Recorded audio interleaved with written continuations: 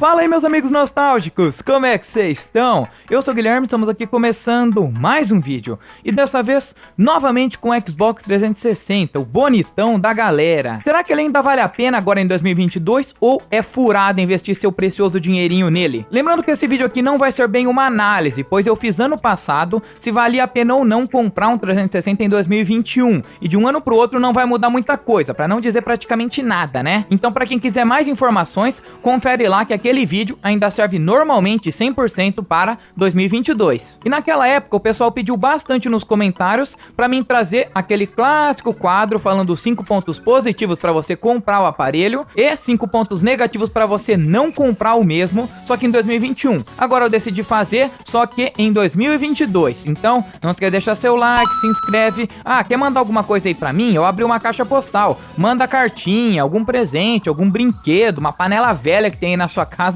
que pode ser útil pra mim. Manda aí, deixa um comentário também falando o que você achou do vídeo e todas aquelas coisas. Agora sim, partiu! 1, 2, 3,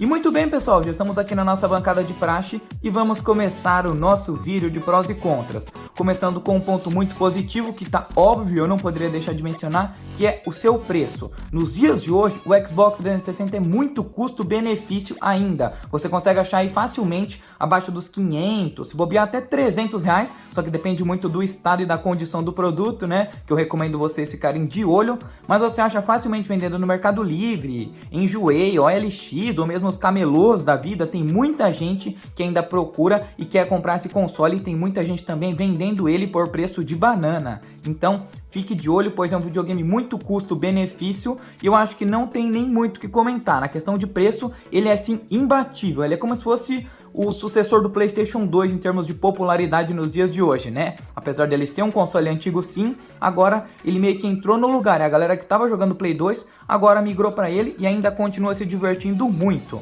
Só que em contrapartida, um ponto negativo é a questão da sua assistência, que como eu já disse anteriormente, por ele ser um console antigo, tá cada vez mais difícil de achar gente que pega ele para mexer, porque a primeira versão foi lançada lá em 2005, então tem mais de 15 anos aí nas costas. Vocês imaginam que vai ficar cada vez mais difícil o reparo, achar peças, esse tipo de coisa. Apesar que você consegue achar pelo Mercado Livre, só que aí também você vai ter que comprar e fazer a manutenção por conta própria, né? Porque até o vendedor mais famoso aqui da minha região, ele mesmo falou que agora ele só mexe com consoles mais novos, PlayStation 4, Xbox One pra cima. Ele não pega mais esses consoles aí como Nintendo Wii, Play 3, 360, então vocês vão ver que daqui pra frente vai começar a ter uma dificuldade muito maior nessa questão de assistência técnica e reparo.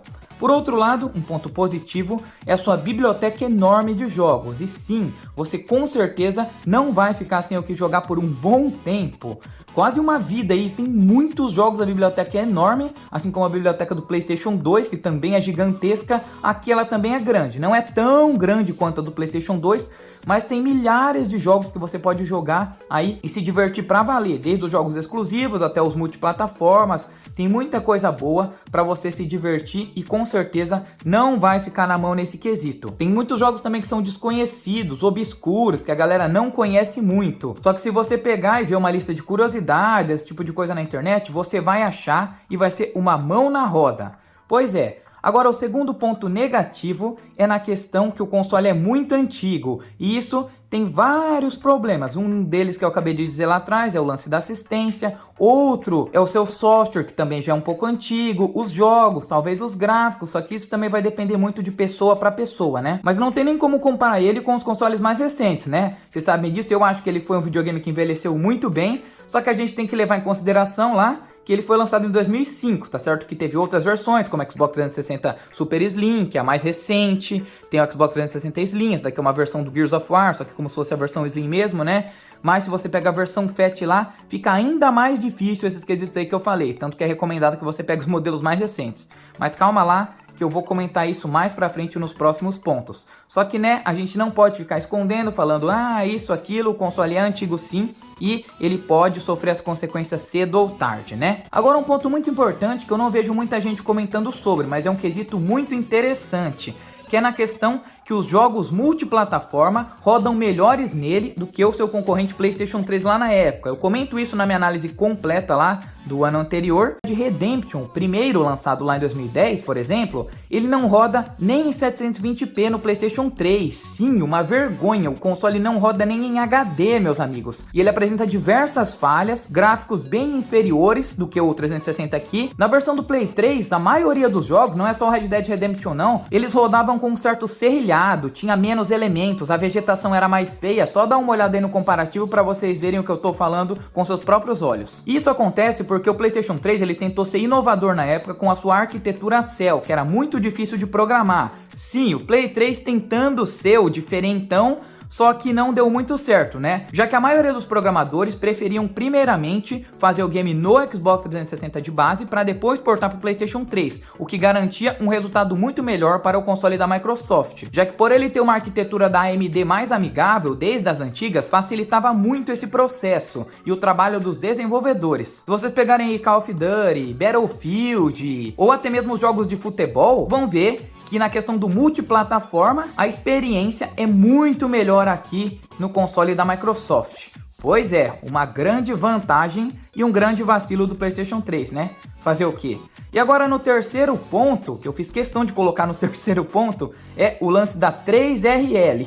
Pois é, apesar disso ser um termo bem batido nos dias de hoje, e as versões mais novas, como o Xbox 360 Super Slim aí à minha esquerda, terem corrigido quase que 100%, ainda tem uma chance de acontecer. Quando chegou a versão Slim, já melhorou bastante, porém ainda tinha uma pequena chance desse problema acontecer. Por isso que eu não recomendo de forma alguma vocês pegarem o Xbox 360 na versão Fat nos dias de hoje, já que lá que esse problema começou e se difundiu bastante, né? Nas versões mais novas, isso já é mais tranquilo, né? Tem que ficar de olho nesse lance aí do superaquecimento, outros problemas também, não é só o 3RL, mas eu decidi ressaltar o 3RL porque foi um ponto, uma questão muito famosa que a galera falou bastante. Tô falando famosa pro lado ruim, né? Que deixou muitos jogadores de cabelo em pé. Sim, mas agora falando de coisa boa, uma questão que chama bastante atenção, até mesmo nos dias de hoje, é o lance do seu desbloqueio de fácil acesso. É muito fácil você desbloquear um 360, quer dizer, não tão fácil assim, né? Mas se tiver um conhecimento a mais, você já vai conseguir. É só você levar lá numa loja, pagar 50, 100 reais pra ele fazer pra você. Tem um desbloqueio, acho que se eu não me engano é RGH, e tem um desbloqueio LT, que é por disco. Mas aí o interessante é que você vai poder escolher o de sua preferência. Você quer rodar os jogos no HD com uma performance um pouco melhor, tem um HD de 500 GB, 1 TB aí na sua casa, você vai poder instalar uma biblioteca enorme de jogos, tudo de graça, daquele bom pirateiro que vocês sabem bem, né? Caso você queira mídia física, a mídia pirata, sabe? Aquela mídia, vocês sabem bem do que eu tô falando, né? Aí você vai poder também escolher. Ele é o melhor pirata que eu já vi. É o que parece. Caso você queira optar por mídia física original, você também pode, porque os jogos estão bem baratos nos dias de hoje. Você consegue achar facilmente jogos bons vendendo por 30, 40, 50 reais, o que é um preço bem camarada, né? E agora uma coisa que também deixa a desejar, não seria bem um ponto negativo propriamente dito, mas eu decidi colocar aqui também para encher um pouco de linguiça, vai, que às vezes me incomoda em alguns casos, mas esse daqui com certeza é o ponto menos relevante de todos, que é o controle ruim para jogos de luta. Isso também depende muito da opinião de cada um, muita gente vai discordar, vai falar assim, não, o controle dele é bom, eu uso aqui, mas isso é a minha opinião e também a opinião dos pro players. Se vocês verem aí na internet, né, essa galera nunca que vai usar o controle do 360 para participar, sei lá, de campeonatos ou para jogar sério, porque essa setinha aqui é bem chata, é bem ruim, cara. Eu não sei, me incomodo muito, eu prefiro muito mais a do PlayStation 3, como eu disse, da questão de opinião, mas parece que você não consegue fazer meia lua direito, né? Mas isso é mais pros entusiastas aí, né? Não é todo mundo que gosta de jogo de luta, não. Ela não é uma setinha independente igual a do PlayStation 3, ó. Vocês veem que ela é tipo uma peça única aqui, pelo menos essa é a impressão que dá, ó. A do PlayStation 3 você meio que aperta e parece que todas as direções são individuais. Aqui não, aqui parece que é tudo meio junto, um bololô danado. Só que em contrapartida também, a gente tem que ser sincero que ele é muito melhor para jogar jogos de FPS, né? Que já iria uma vantagem. Só o RB e o LRB, que eu não gosto muito aqui, mas na questão do gatilho, cara, ele supera o PlayStation 3 com muita folga. Mas daí um ponto meio bobo que eu decidi mencionar. E agora, para finalizar na parte dos prós, um ponto muito interessante são os exclusivos que você joga apenas nele. E eu não estou me referindo aos exclusivos dele propriamente dito, mas estou também me referindo aos exclusivos multiplataforma. Se é multiplataforma não é exclusivo, mas calma lá. Como você é burro. O que eu quero dizer são os jogos que não saíram para PC e saíram para Play 3 e 360 só, como por exemplo o caso do Dante's Inferno, o caso do próprio Red Dead Redemption, o caso dos jogos do Dragon Ball, os jogos do Naruto e dentre outros aí que rodam muito melhor no concorrente 360. Por isso que eu falei esse lance de exclusividade. Mas tá, agora partindo pro outro ponto dos exclusivos, teve muitos jogos que só saíram para ele. Nessa época não saía todo quanto é jogo para PC, né? A Microsoft hoje já abriu o Day One, sai tudo para PC, sai tudo para Xbox também. Não, nessa época ela ainda dava valor nos seus exclusivos e tinha muitos jogos que ficavam somente no 360, somente no console. Como o caso dos jogos do Gears of War 2, Gears of War 3, Gears of War Judgment, alguns Halo aí da vida, que tá certo que tem a versão melhorada para Xbox One, mas não tem para PC, e diversos outros jogos que se vocês procurarem bem, você vai precisar ter um console Xbox para jogar e não vai conseguir jogar no PC, né? Tá certo que não é um exagero de jogos, uma penca, mas tem alguns sim, só você procurar que você acha, tem alguns até meio desconhecidos, né?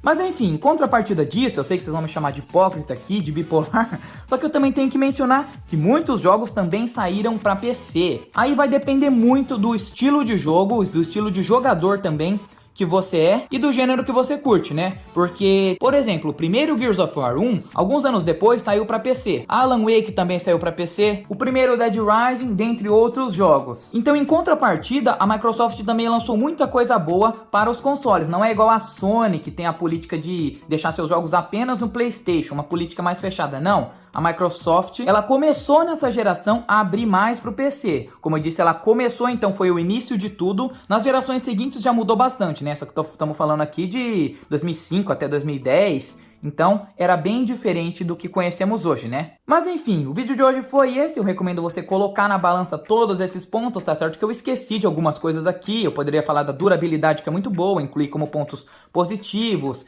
incluir também superaquecimento como pontos negativos, mas aí vai depender de cada pessoa, porque vai ter coisas que eu vou falar aqui que é totalmente irrelevante para um tipo de público, só que pode ser muito relevante para outros. Aí vai depender muito, né? Mas eu recomendo que você dê uma pesquisada, se você for comprar ou mesmo se você for trocar para não ser lesado, porque tem muitas pessoas passando golpes nos dias de hoje, né? Então fique de olho. Ah, bem importante também, se você quiser me mandar uma cartinha, manda alguma coisa aí, minha caixa postal vai estar na descrição. Não esquece de se inscrever, se possível comentar, deixa aquele like para fortalecer o trampo do canal, se eu te ajudei, retribui aí, que é nóis. Então, nos vemos em um próximo vídeo. Abraços, até a próxima, valeu e fui!